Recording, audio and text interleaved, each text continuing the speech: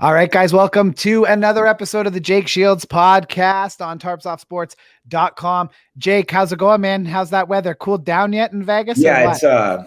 it's still hot, but compared to when you were here, it's running about 100 degrees. But you were here, I think it was like 117. So after 117, it feels nice now.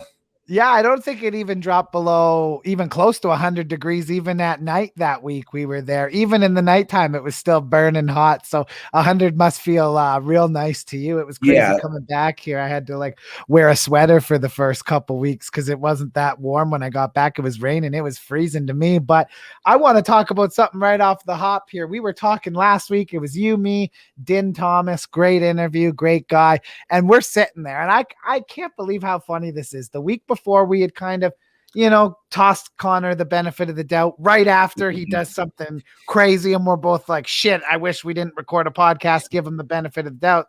This guy's an idiot. Now, this is a different situation. We're talking all nice last week about Gilbert Burns. yeah. We couldn't have been more complimentary. Then he comes out with a tweet and says something along the lines of he wants to fight Nate Diaz. He's already beat a Nate Diaz opponent. And you're like, nah, I beat you. So now he wants to set up what looks like a third grappling match between you guys. Is this the real deal here? Is he really that upset about it? I saw you post a picture of him crying and he posted a video of him taking you down. Like it's gotten a little excited. Yeah, I mean, like I said again, I don't hate Gilbert Burns. I think he's extremely talented. Like I meant everything I said last week. I think he is one of the best guys in the division, but I'm not going to let him talk crap about me and talk crap about my teammates. So he starts talking crap. It's like, fuck him. I mean, we may be friends again someday, but right now I look at it as like, fuck this guy. He wants to talk shit. And I have had two really tough matches with him. I had one at Chael Sonnen's show and won a decision there, and then another one with a draw at the it was that Japanese show, and that was kind of it was weird rule set at that show because if you won your match, you would stay in, right? So I won a match with Mark Munoz, who was like 300 pounds. And then right away with no break, Cub Swanson came in, blew his knee out, and then went with Glover Teixeira and had a draw there. And then going against Glover, I went through my back out. And normally I would be out for the night. It was a team thing. So I had to go and okay, the rules were if I could go, no one to get submitted, it would be a draw with Gilbert. So I went out there and just kind of stalled out. And I didn't do that well that match, but it was a draw. So in his mind, he's thinking he didn't feel that good. But I was out there hurt trying to get through after 3 hard matches. So in his mind, I think he's frustrated that one was a draw. So he probably feels like it's 1-1. But on the record, it's, officially it's 1 draw, 1 win for me. So I think he deserves a third match. So I'm willing to do it. Yeah, let's get it going down here in the falls. I mean, we're going to pitch that for sure. I'm sure everyone's going to be looking to do that. Gilbert Burns, like I said, contender in the welterweight division, but you still feel confident today going in a grappling match. If you go out there, train hard, you think you can still get that back and tap him out? Yeah, I don't think it's an easy win. I do think he's one of the best in the world. He's a legit world champion jiu-jitsu. Before he did MMA, he was jiu-jitsu world champion. The guy's extremely good, young, and hungry. That's what we were saying before. He's game to fight anyone. He's always calling everyone out. As soon as I talk shit on him, he talks shit on Nate, I talk shit on him. He's calling me out. The guy's he just wants to fight whoever, whenever, whether it's grappling, MMA. He'd probably do boxing. He's a guy who just loves to fight and wants to get it. So like I said, we're not in the best terms right now, but I still got to respect a guy like that. Even though it's hey, fuck Gilbert Burns, I still respect him with the attitude he has. Hell yeah, man. I like that. You know what I didn't like though? Last weekend, Vegas, UFC Vegas 32. I thought it was a great card, but it was super overshadowed by some bad judging, especially, dude, in that Macy Barber versus Miranda Maverick, how she got the split decision. As soon as it happened, I was like, 2 judges should be in jail here. I don't even understand how that happened. Now, the Kyler Phillips and Pavia fight, I thought could have been a draw more so than I thought. Phillips got screwed to not get the win, but the Macy Barber with Miranda Maverick, that is hands down the number 1 bullshit on the card for the judging for sure. Yeah, no, we're 100% agreement with you on that one. It was I watched the fight, I was in shock. She clearly won round 1, clearly won round 2, and then round 3 she probably gave up, but it was still, in my mind, it was a clear 2-1, and then they gave it the other way. I was like, what? I was kind of in shock, but it's a tough sport, man. It's it sucks when that happens. It takes someone away. I've lost some really close decisions before, but nothing that bad. And it sucks for a fighter to go out and have that happen. Yeah, you know what? And then you look at it as a fan, but you learn more as you get into the sport deeper. that cost her money that night, Yep. 110%. Like when a judge makes a bad decision like that, you're going home with half your money. It's usually half the purse. So she's probably making something like 50 and 50. So she gets 50 instead of 100 grand. That's a lot of money. Not only that, she'll make less money her next fight. Yep, because she didn't win. She's coming off a loss. I already didn't love the timing of that fight for the UFC anyway. I'm like, why would you put your two best prospects in that division against each other? Save this fight for further down. No disrespect to Macy Barber. I think she's a great fighter. I think that her and Maverick will fight again one day, probably somewhere closer to the number one contender spot for that division down the road, but certainly hated that judging. Speaking of hated, TJ Dillashaw returned at UFC Vegas 32, Jake, and he looked really good in his return versus Corey Sandhagen. He ate a real vicious cut above his eye, but you know what? All things considered, after the long suspension, guy comes back. A guy like Corey Sandhagen, absolutely fantastic fighter. One guy that I mean, everyone thinks will be coming for a title one day in that division. He comes through and ends up scoring the decision win. How did you feel about TJ Dillashaw? Oh, I was really happy for him. TJ is a guy who he actually wrestled in my rival high school. He was younger than me, but we're from small little towns. They were our rivals. So, someone from your rival school when you're a kid, you root for him on because it's such a small little town. So I see someone come out of that county and do so well. And it's he looked great. I think it was important that he looked great because with that EPO question, people were wondering how his cardio was being. And his cardio just kept going. He was able to push the pace, and it showed that he probably never needed the EPO. So if he would have looked gas, everyone would have questioned his whole career, like, oh, maybe he never would have been great without it. But it shows that he can be great without the EPO. And I think he had a lot to prove, and he proved it. And he's right back in the title contention. Yeah, and there's no doubt he was tested like a bat out of hell, USADA.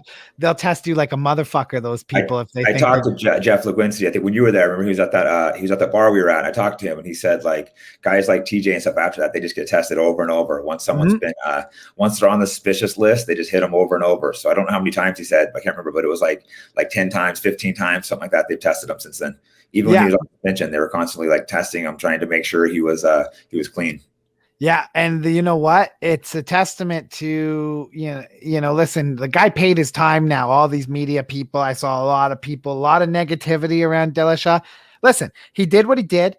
The commission gave him the suspension. It's over. They tested him. Like you said, the guy at the bar that night was saying a crazy amount. He's paid his dues. And now when Sterling and Jan fight, the winner should have to fight Dillashaw. He should fight for the title next. He came back, beat the best guy outside of the title fight that's set now with Sterling and Jan after what happened there. I think the winner of Jan and Sterling has to fight Dillashaw for the title. You agree with that?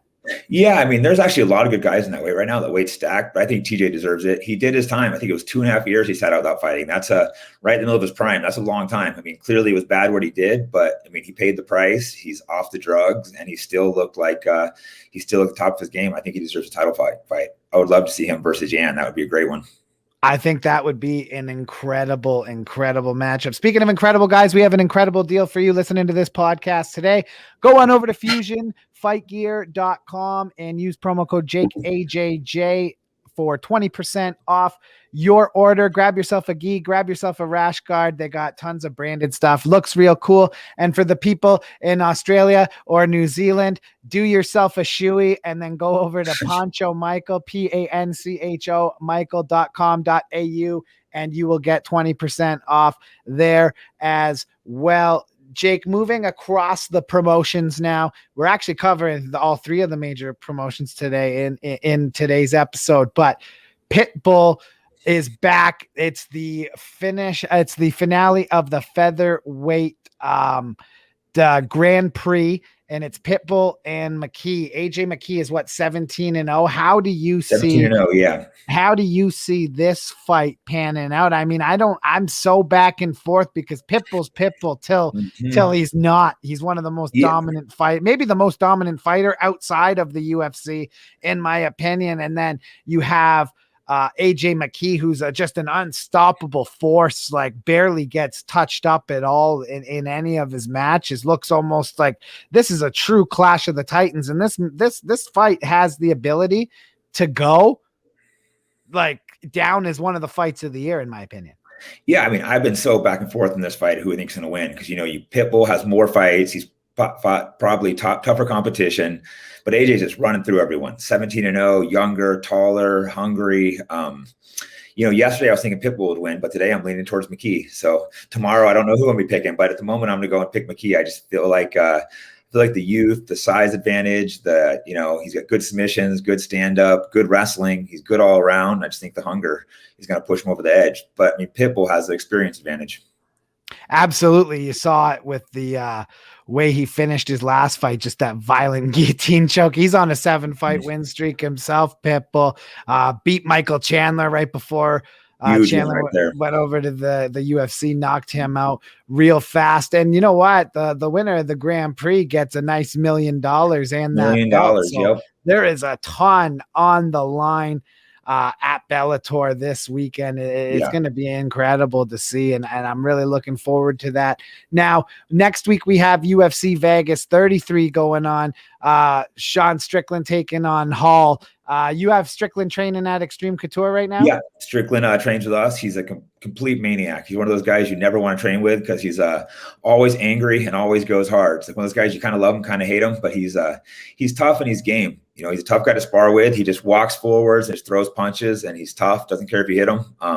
It's an interesting fight. I think on paper, Uriah Hall has a little better stand-up, a little smoother, but I think Strickland is just tougher, and he's just going to march forwards and pressure him. I think it's going to give Hall a lot of trouble. Strickland, I think, also has a pretty big advantage on the grappling if you choose to take him down. So I think Strickland's going to pull this one out, but not easy. Yeah, exactly. And I meant to say this weekend. I don't know why I said next weekend, but yeah, I think Strickland is going to give him a tough fight as well. He is a pressure fighter. Hall's last fight had just a terrible ending in it. I expect this to be an actual contest for him in which, like you said, you've seen Strickland in the gym, and that looks like he's working hard. But I think that is stylistically a tough matchup as well. For Hall, just it's like, the styles make fights, right? And sometimes he just pressures forwards. I mean, he's one of those guys that no one wants to spar because it's like even if you spar him, it's never, even if you win the round, it's just not going to be fun because he's just in your face throwing. He's rough. So he's just one of those guys everyone hates to train with. So I'm sure fighting him's the same way where he's attacking and just mean as shit. Speaking of being a shit, we saw Stipe Miocic being hilarious online, which caused quite a stir. One championship. Put out something on Twitter along the line and Instagram, all across social media, saying, who should we sign next? Then all of a sudden fans start going into a frenzy because Stipe Miocic puts a bunch of the emojis on the post and then immediately starts going off about how he shouldn't have to wait for another title shot. They gave Daniel Cormier, they did that fight 3 times right in a row. He already has a win over Francis as well, if I'm not mistaken. So, I mean, with the most heavyweight title defenses of all time, I can't help but think he has a real good point. Yeah, no, I think he does. I think what happened is because Francis knocked him out and he looked so dominant the last one, everyone kind of wrote him off. But like I said, he has the most defenses. He beat Francis before. I think he's been a little disrespectful. I would say for John Jones, could cut the line just because he's the greatest 205-pounder of all time. But I think other than that, Stipe does deserve it. He's more deserving than, Lewis or these other guys. Instead of that being for a interim belt, they should have had Francis and Stipe fight him again. And, since Stipe wasn't quite ready by then, they could just bump that fight back. That would have made sense. So I think it'd be interesting, though, if he went to one, it would really shake things up and add some excitement to one. A lot of the guys have been going to one and not doing as well as we expect. But, I think Stipe would go over there and hopefully dominate the heavyweight division. I think he would, too. Now, we could see another, when these kind of things have happened, you saw it with Demetrius Johnson and Ben Askren, right? Like the UFC and one actually worked out a trade. Now, I wonder if that's a situation where they look at someone like Stipe, they see Gane, they see Lewis, Francis, although they treat Francis like shit too, which is insane to me. Maybe they look at some guys at one championship, maybe like Renier de Ridder. He's the 170 and 155-pound champion there. He actually beat Ong Lasang twice in a row and took his belt each time in a row. That's an interesting name for me. With the Gary UFC. He's not quite as established of a name, but No, true. he's the most exciting grappler in probably the whole sport of grappling. So he has a huge following in jiu-jitsu. And the guy, he's one of those guys that is jumping, flying submissions and Yeah. rolls into things. He's a good striker. I think add him to the 145-pound division would be extremely exciting for the UFC. The only thing is, I think he only has like 4 fights, so they might want him because of that. But that would be a huge addition. Yeah, and I mean, or if you're Dana and you don't, he's already said, why doesn't John Jones just try to retire the GOAT? Maybe you try to package both of them and try to rip like Golden Boy Christian Lee or someone out of the promotion, but I don't see them doing that. I think that'd be they love Christian Lee, all right, because they that market, he's Asian. I don't see him wanting to pass him away, but you never do know. That would be an exciting guy to add to the mix of the UFC as well. Yeah, absolutely, man. Absolutely. It would be cool to see him there. Speaking of things that would be interesting to see, we're going to move this into the more circus realm. Reports are coming out from Jake Paul's camp that they are actually now in talks with him to box Conor McGregor. He has filed out the challenges for McGregor before. McGregor always kind of just ignored them or whatever, but I'm guessing after what happened against Dustin Poirier and seeing what the realities of $5 million, $6 million a fight look like in the UFC as opposed to $100 million boxing match, I'm guessing has Conor talking again. But the fact that talking now, should I say, the fact that Conor's talking though about this, is this not kind of like maybe where his career goes next? Yeah, anyways, these kind of fights. The way he's been looking, it's hard seeing him go and gets the very elite. It's hard seeing him fight Nate Diaz again. Being a friend of Nate, I think Nate would smoke him right now. So it makes more 100%. Sense to go and do these circus fights. Even Jake Paul, though, has a huge weight advantage. It's not an easy fight, but it's a big money fight. And, Conor should be able to have a lot more experience, but Paul has a huge size advantage on him.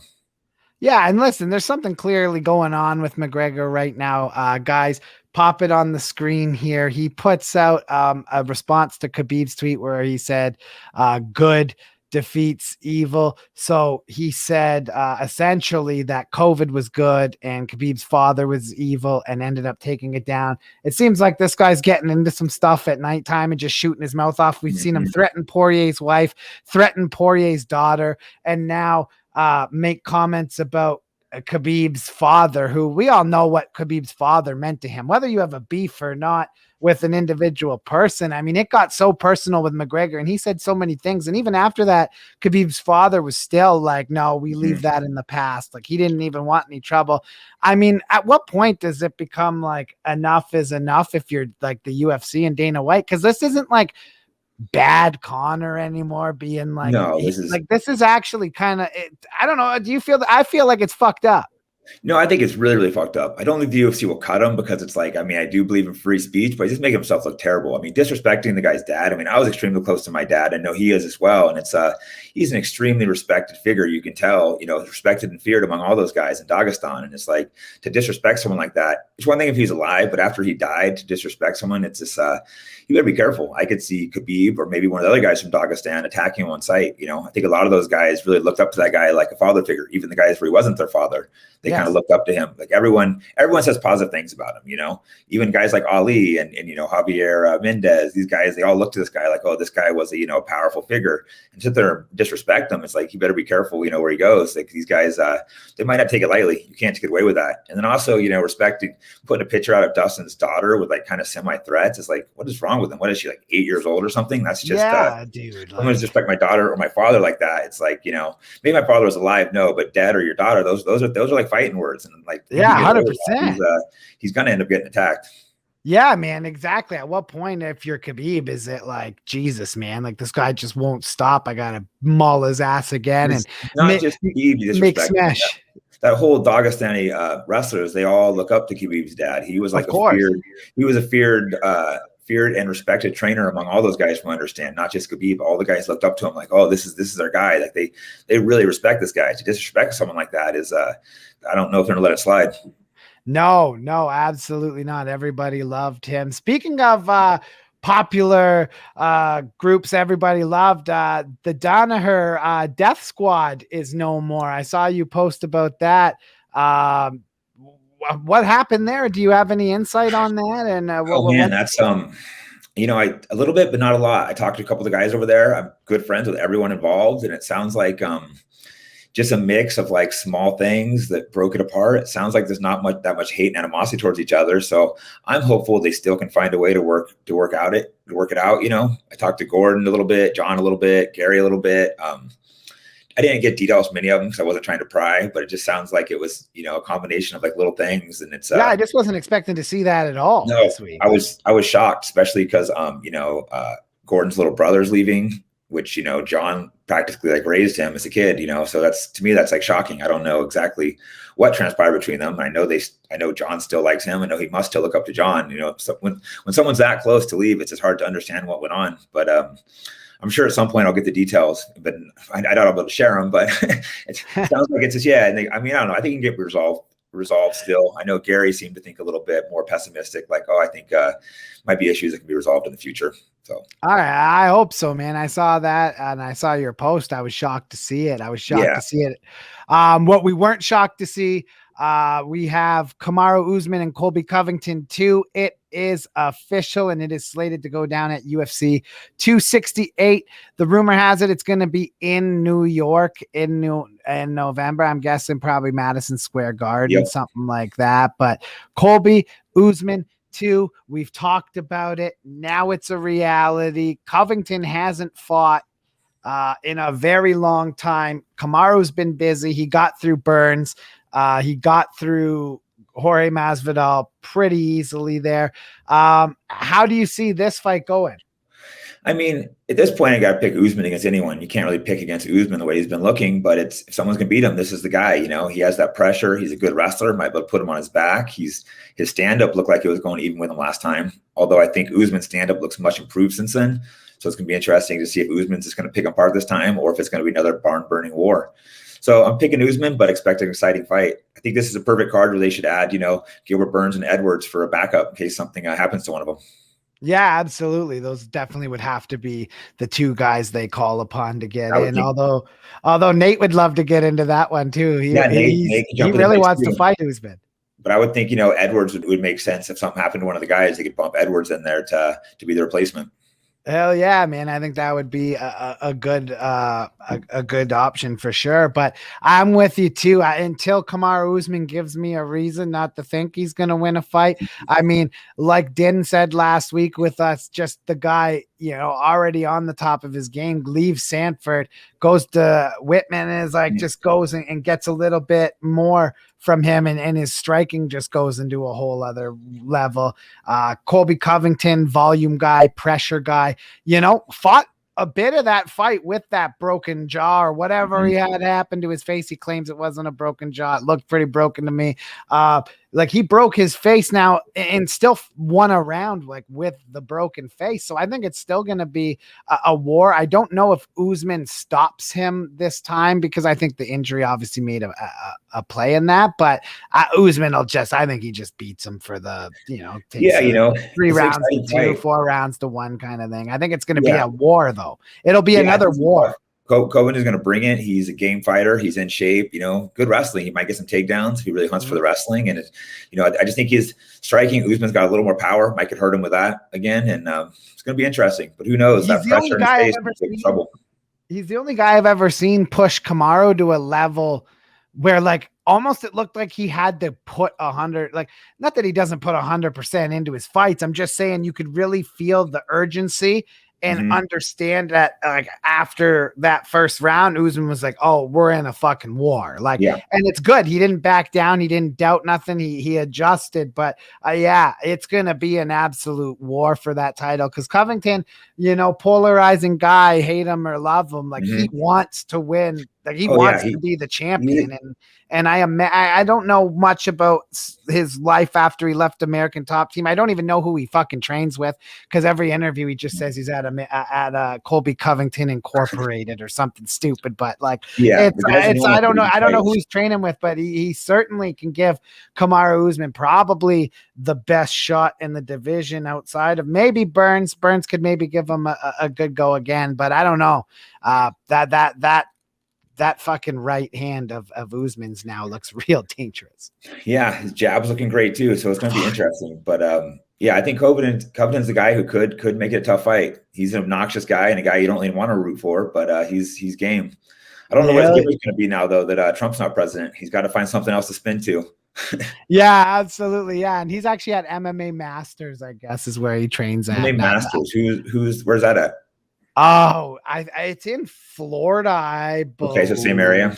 believe, because I don't think yeah, it's actually in Miami. Okay, so he's in the same area. Yeah, he didn't leave or go too far. It's in Miami. Yeah. So we'll see what happens there. I'm excited, man. There's the Bellator card this weekend. Yeah, lots of good fights. The Strickland Hall fight this weekend was awesome. It's just been jam-packed. Quickly before we go, did you see any of the bare knuckle last weekend? Did you watch any of that? I didn't get a chance to watch that, but yeah, I guess Paige lost a decision.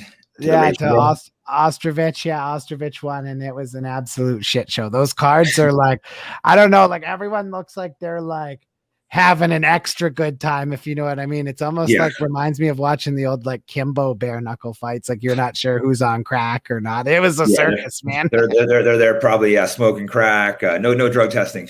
No drug testing. There's for sure no drug testing in bare knuckle. You do bare knuckle, you might as well do a little meth before you fight.